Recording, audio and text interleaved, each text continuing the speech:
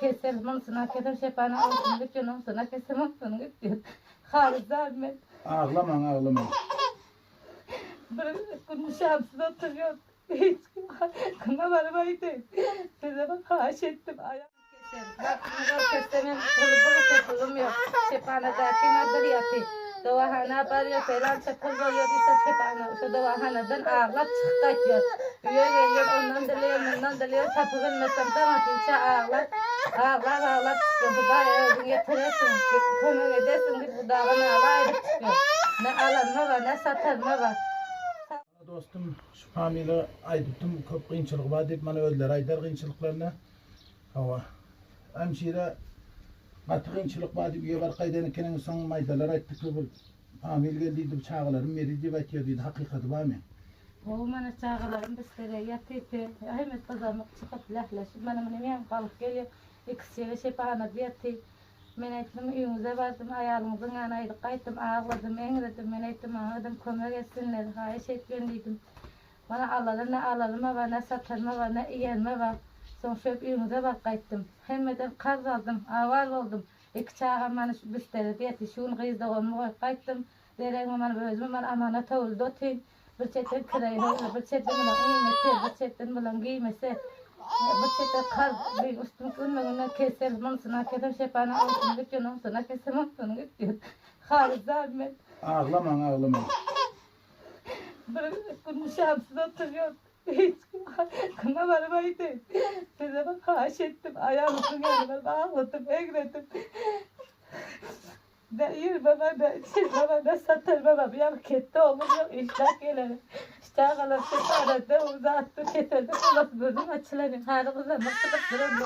Hala bu kesildi olup duruyordu. Karşıda o haneden yapıyorsun sağlat diyor.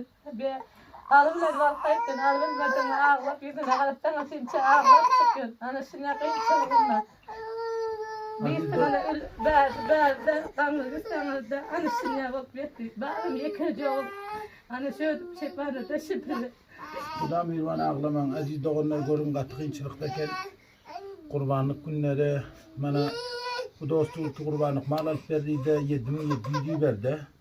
O alalemme 92 bizim adı tutup oturman diye Türkiye'den misafir oğlanlar.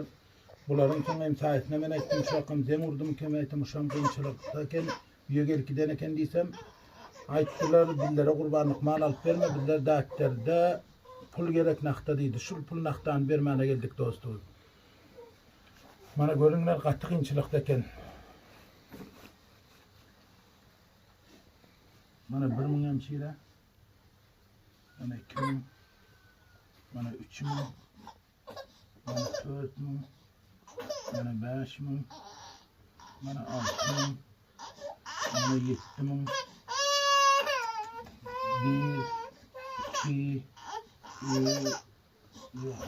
1, 2, 3, 4, 5, 6, bana bulan 700. Bulan bolda 7.700 lira. Bunu misafir oğlanı bir dua verin. Da kavgasın bunları ziyafetsin güzel yerler kutanı devletin onları ziyafetsin. Muhtar rahmetli uzadıkları dayımda ziyafetsin. Her yerde belavet ederdim. Misafir yerde kadar can sağlıklarına işimiz olsun. Aziz doğanlar görüyorsunlar katkınçılıkta yaşa oturan familler bana kurbanlık mal alıp verin diysem yok men kazdar deydi. Kana samat deydi pınnakta getirip deydi. Allah razı olsun şu dostlarımızdan çok garip aileler namazın günlerinde kurbanın namazlarına geldi yatla otiler hemen Allah razı olsun. Bana kıyınçılıklarını ayıttı görünler katı kıyınçılıktayken dostlar. Katı kıyınçılıktayken. Hemşire teşviş etmen Huda mirvan. Bu misafir oğlanlara yanlarına bir dua verin. Huday her işten uğraşsın, Hudaya karışsın, Hudaya karışsın, Hudaya işten uzak etsin, Hudaya her namından devletle ziyafet etsin, Hudaya öz gorip koldat versin, hene beri zekatlar, Hudaya kabul etsin.